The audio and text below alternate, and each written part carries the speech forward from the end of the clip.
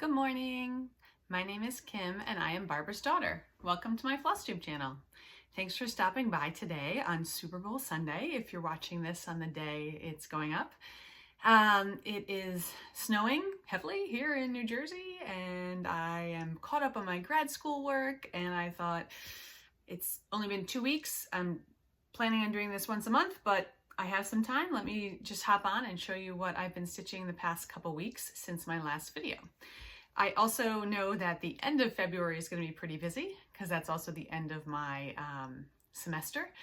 So I've got like papers and projects and stuff to do. So in case I don't get back here again in February, I figured at least I'll have done one video in February. So I'm gonna go ahead and get started with what I've been doing. And this book of days has been really helpful for me in figuring out what I need to bring up for my Flosstube video, because I wrote down everything that I did in January and starting the first week of February. So last video, I did that on the 24th of January, and I said, oh, what am I gonna do the last week of January? Because I've done my new start for the month. I worked on my WIP, I finished those.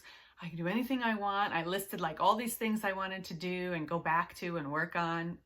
And I didn't do any of those. Well, actually, I think I did one of those things. And then I started 2 new things because that's what you do, right? Start all the things. So I'll start with the FFOs that I have since last time. I was working on a freebie from Fat Quarter Shop, which is these little conversation hearts. And I did 5. I did green, pink, purple, blue, and yellow.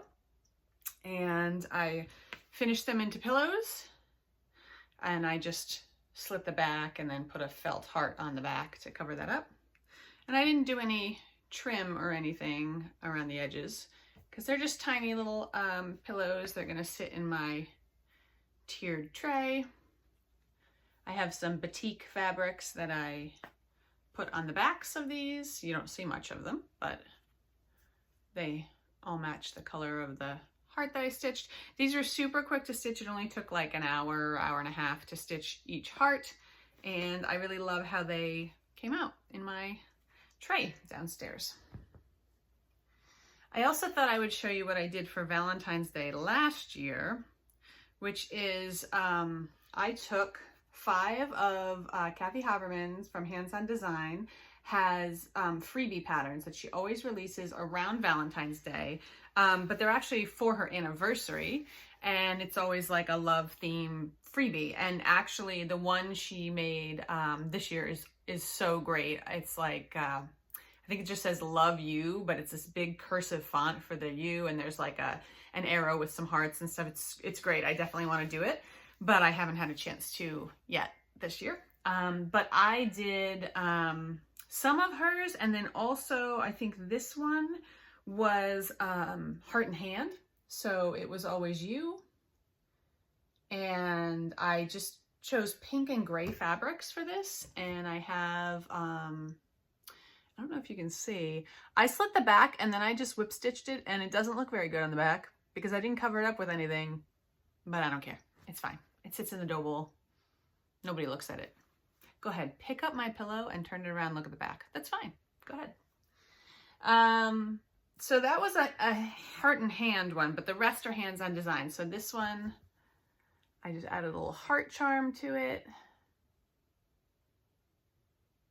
And it's got polka dots. And again, I just slit the back, sewed it back together. I was experimenting with different ways to sew the backs on. So the back was 2 separate pieces on these, and I sewed all the way around. It was like a pillow fold, but then I ended up stitching it together because I stuffed it. I didn't have like a pillow insert.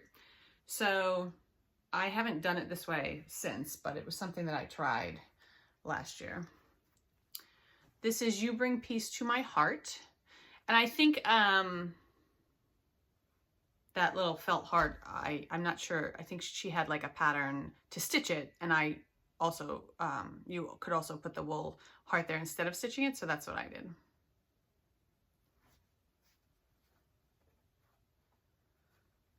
And then this one says, With You, I Am Home.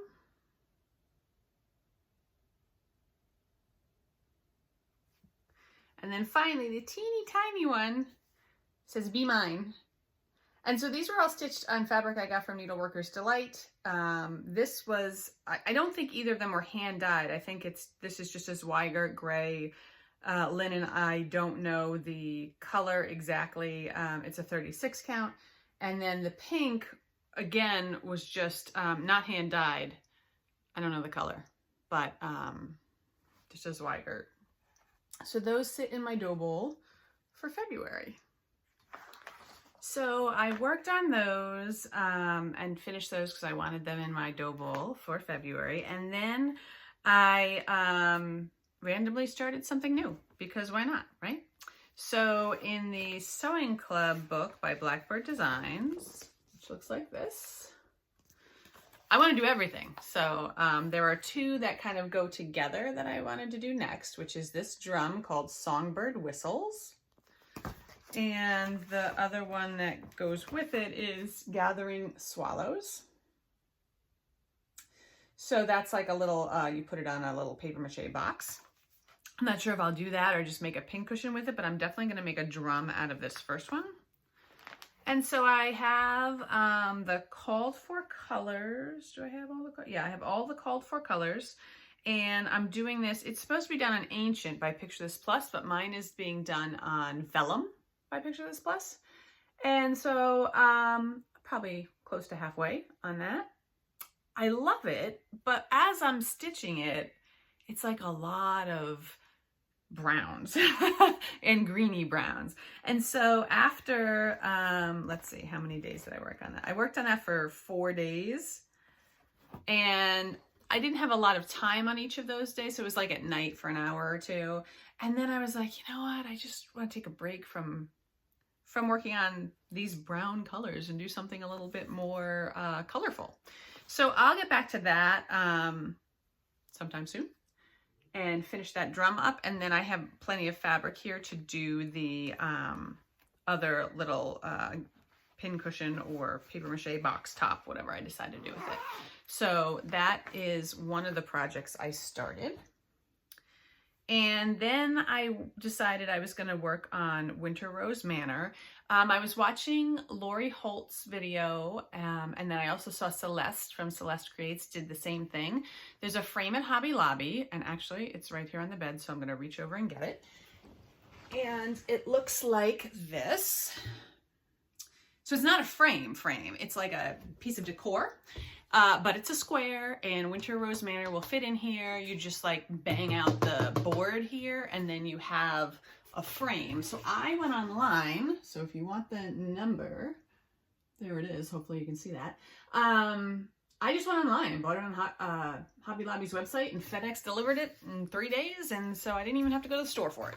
But I thought this was a fantastic idea. Because it's way cheaper than me going and buying a custom made square frame.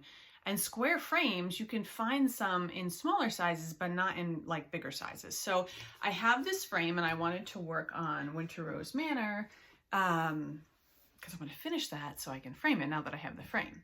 I also bought a second frame, which had just like this, only in the inside it had like a sunflower thing, and it was a 16-inch square. And that is going to be for my Early Americans piece, which I have finished. So actually that's also over here. Might as well show it to you. I've shown you this before, but just in case you're new to my video, this is Early Americans by Little House Needleworks with Vanna Pfeiffer's border around the outside. So I've had this done for a long time. I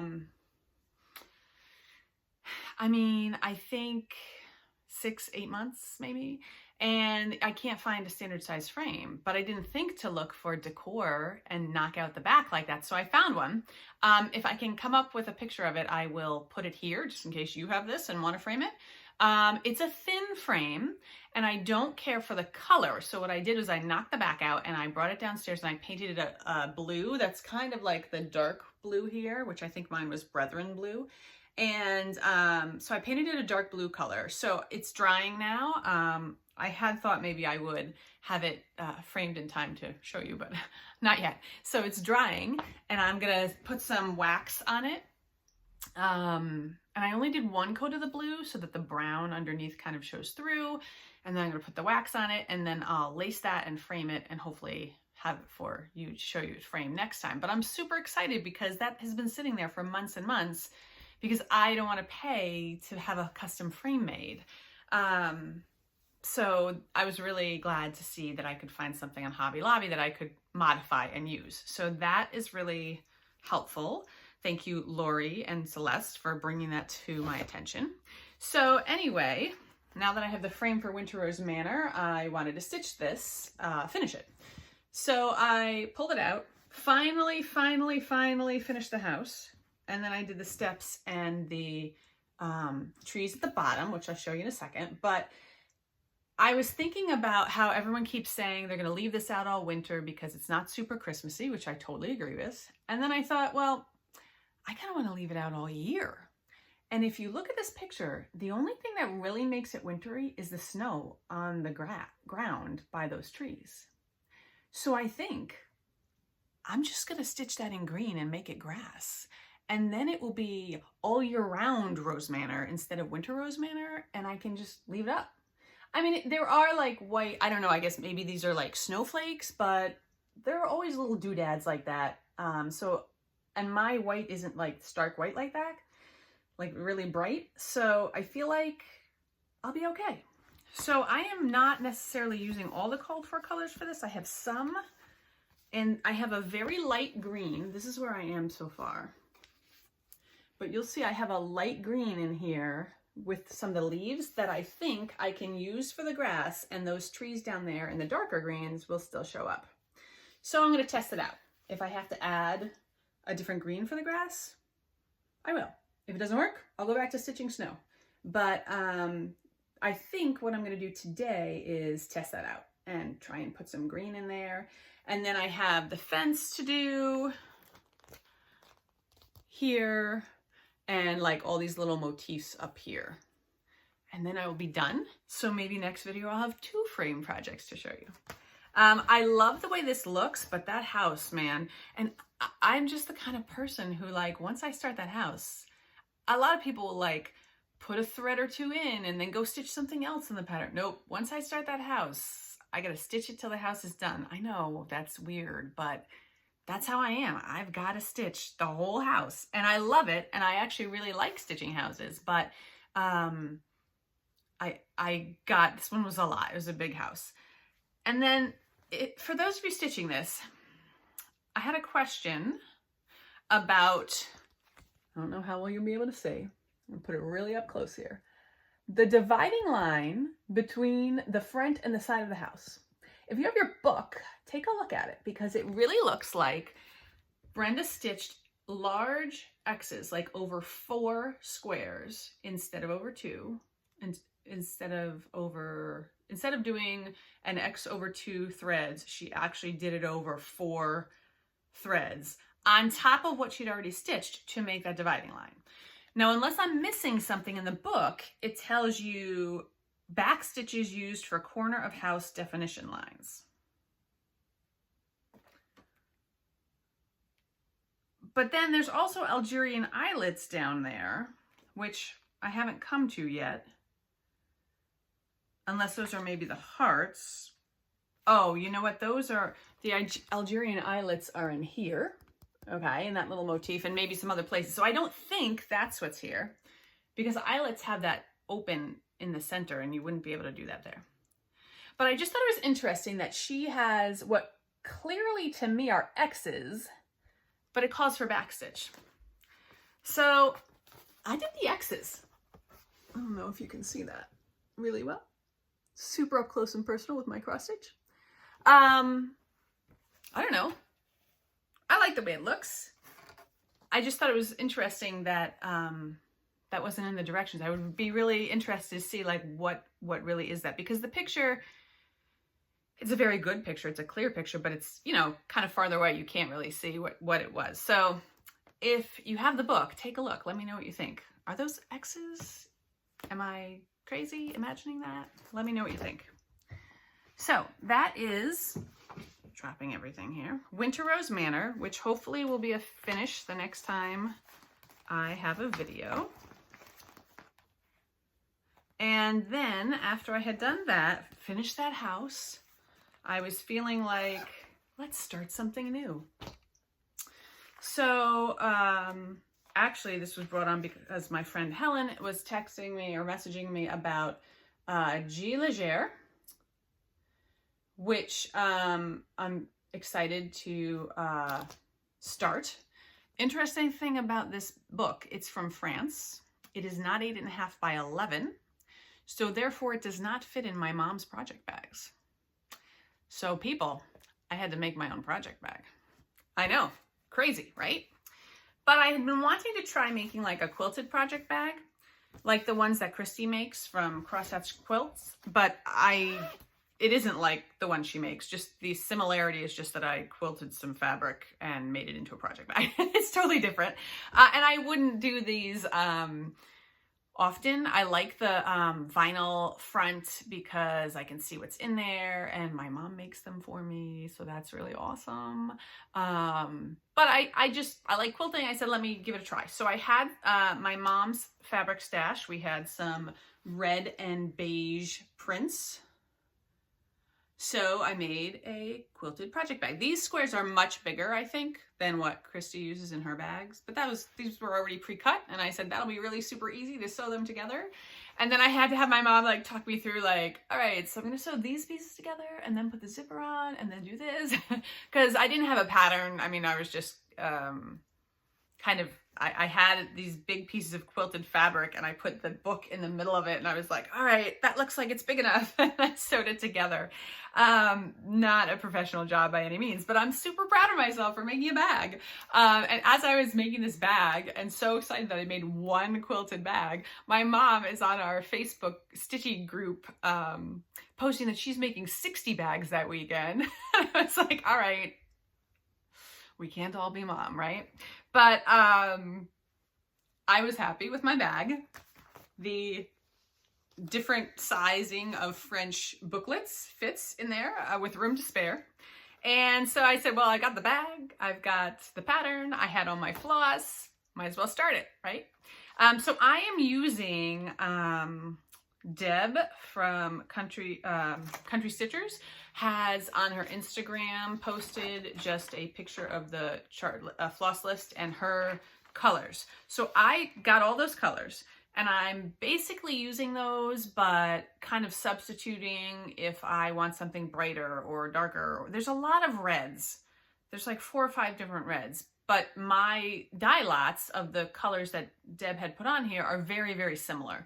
So I wanted, especially for the house, something that wasn't maroon, but more of like a red.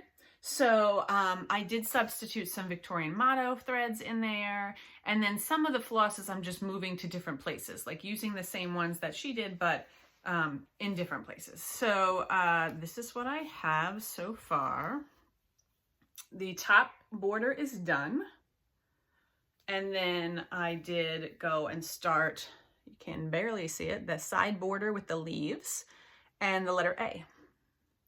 Actually, the top border is not done. I have to do one more of those things on the end, but this long red and this long red strip at the bottom. So the top border goes, that's as long as the top border is. That's how I should have phrased that. So that's as wide as it is across, but I have to finish the top border.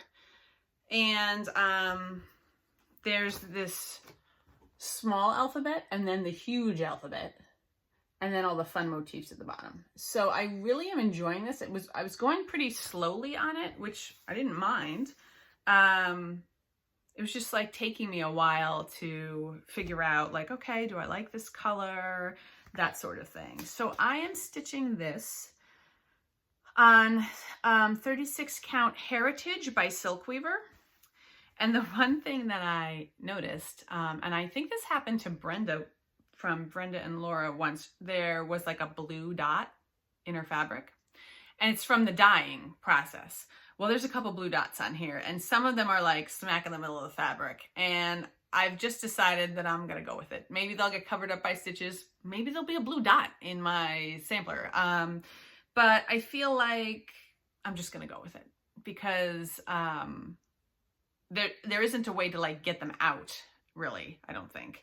And I don't think you're really going to notice that much once it's all stitched. So I am just going to go ahead and go with that. But I did notice that, and I guess if you're using hand-dyed fabric, that's one of the things you have to kind of look out for, is that that doesn't happen. I think it's because maybe like the dye doesn't get like mixed in enough, or some people use salt, I think, when they're dyeing, and maybe there's like little salt crystals on it. I have no idea how silk weaver dyes their fabric, so that may not be it at all. But I'm super excited about my project in my project bag, and since I only have one of these, I know exactly what project is in it, so that's fine. It's a little bigger than my other project bags, but it's working out great. And then because why not just keep starting everything, right? I had decided, because I keep seeing everyone doing it, that I was going to do the Modern Folk Embroidery Fruits of Plenty 2021 Sal. So the way this works is you pay for it once, and he sends you every month like a section. So the first section was this octagon, and then that was January, and then this middle one is February. So I guess we're going to cross, and then there's like 4 rows. So, of course, I decided to do this the last week of January. I decided I was going to do one color. Most people that I've seen, like with the hashtag, are doing 2 colors, which is what it's like in the pattern. Here's a tip for lazy stitchers. If you just do one color, it's fewer stitches. Because what you end up doing, instead of stitching all this blue here, you stitch what looks like white, but it's the fabric color behind it. You stitch the relief. So that's actually fewer stitches. That's not why I'm doing it, but I just kind of like the idea of a monochromatic piece, and it's a bonus that it's fewer stitches than if I was using 2 colors. I followed the hashtag on Instagram, and there are so many beautiful color choices, and I really waffled at the end, like, oh, I saw a couple that I really liked with 2 colors, but I decided I was just going to stick with one. So I went to Mrs. Sadis. Let me just pull this. And she has a website, and I think still an Etsy store, and she is in Spain, and she makes the best silk floss. If you watch Jen Hicks, I think she uses a lot of her floss. And these were mini skeins. They have 11 yards of silk on them. It's a very generous 11 yards. It's more like almost 12 yards. And I think I have 10 of these. I'm hoping it's enough to get this. I did January's piece, and I used like 6.5 yards of the silk. So I feel like I'm gonna have plenty. I can always order more, but I wanted it to all be in the same dye lot. So I'm thinking this is enough. I am using 36 count Ale by Picture This Plus. And I have finished January's block. So I'm not sure how well the color is going to come up here. It is both light and dark. There's some variegation in it. And it's like a shiny thread. I really like the shine that her silk floss has. The fabric color is coming out pretty true here. I think the silk is getting lost a little bit in the camera, but it's a very saturated, bright color against that fabric. If you are stitching this or at all familiar with pattern, you will notice that inside my octagon, my bird, my little motifs, everything looks a little bit different than charted because I made some major mistakes. Fortunately, my mistakes were all in that octagon, so it didn't affect anything outside of it. So when I go to February, it'll be fine. But what I did was there's actually like 2 octagons, one nestled inside of the other. And I didn't stitch the inner one. I just stitched the outer one. So then when I went to do the bird, I counted down like whatever, 6 spots from the outer, but it should have been like actually 2 spots down and 2 spots over. So this is actually not centered on that bottom part of the octagon, but I think it's fine. What I ended up having to do, I went in and re-stitched the second octagon, the inner octagon, and then I had to pull out the motifs that were supposed to be at the top and stick some tiny ones in there. But other than that, I left it because I didn't notice this until I had stitched like the whole bird and the half the basket. And I was like, I'm not ripping that out. So, it's my own personal take on the January installment of Modern Folk Embroidery's Fruits of Plenty. But like I said, the outer edges of everything are fine, so I don't have a mistake when I go to do February. I have February's pattern, but I just finished this last night, and so I'm going to take a little break for a week. I'm going to try and finish up Winter Rose Manor. And then I'm going to go back to this and do the February. It took me 4 days, I think, to do the January piece. But that was like most of yesterday. Like I stitched a lot yesterday afternoon. So if I'm just talking about work days, it might take me a little bit longer because I only have like an hour or two at night to stitch. So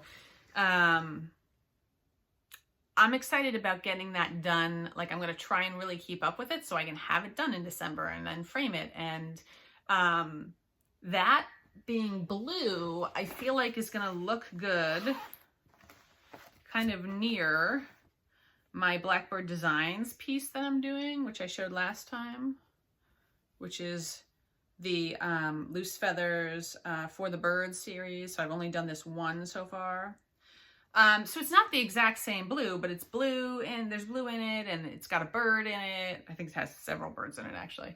And so I feel like a bluish kind of bird sampler wall kind of thing coming on. I'm kind of rearranging some of my stitching because we are making progress with finishing that basement. The electrician came, so now we're just waiting for the town to issue the permits, and then the sheetrock goes up, and we'll have like an actual space, hopefully in the next month or two. So that means like, I don't know how finishing a basement means like your entire house is going to be rearranged, but somehow in my world, that's what happens. So like all my family room furniture is moving down to the basement. We're going to get new furniture. So that means, well, let's put new stuff up on the walls, right? If you're getting new furniture. So I'm going to have a patriotic wall that's going up soon in my dining room with Lady of the Flag. And I'm going to have that Early Americans piece and some other pieces. And then I'm thinking I talked about this last time, but I think I'm definitely going to cut this up and do this in 9 separate pieces. And that way I can buy one of those window frame things with the 9 separate areas for like the panes of glass. I think like Hobby Lobby, Michael's, those stores have that type of thing. I have to keep an eye out and see, or maybe I'll find one if COVID ever ends and we can go out to stores again. Maybe I'll find one like in a thrift shop or something, but I have a while to stitch all 9 of these or the 8 that I have left. So eventually I'll get some kind of window. I'll put all the Blackbird Designs there. I'll have my Modern Folk Embroidery piece, and I'll see, I'm sure there are other things that I could do in like shades of blue and like brown and gray and kind of make a wall that way. So all these grand plans that I have for my stitching. But the other things that I wanted to just quickly show you are what I plan to do in February. So, I mean, obviously I have so many whips to work on because I just started more. So I will definitely, I want to get back to Winter Rose Manor and finish that. I want to do the February installment of the Modern Folk Embroidery piece. I want to do another Blackbird design. And then I have, if you remember from my beginning of the year video, a whip and a new start. So I showed this last time, but just to recap, I'm going to do this one. Might start this right after I finish Winter Rose Manor. Our Hearts, Brenda Gervais. It's just super sweet. I like it for Valentine's Day. It doesn't look like it's that large of a project, so I think it could be finished somewhat quickly. And then this one could definitely be finished quickly if I just sat down and got to it. This is my whip for February, Christina Webb's Marking Sampler. So I did okay in January. I got my assignments done. I'm hoping to do the same in February. It's a shorter month, but we'll see what we can get accomplished. I shockingly did not have any haul except for a few like threads that I put into projects and things like that. So no real haul to show. I do have some project bags, which I guess you could, it's stitchy kindness if it comes from your mom, right? So like I told you, she made 60 or is in the process of making 60 of these. So some for her, some for me, and some for my sister. We are very spoiled, and yeah. So now I just have to kit more projects, right? Fill up these bags. So that was very nice of her. And I thought what I would do is just raffle one of these off in a giveaway today. So I was just looking for the one that I had thought to give. This one is the one I was going to give away. It's a pretty red. And then inside the vinyl is a dark green. Oh, you can see it better there. Dark green color. So if you're interested in a project bag,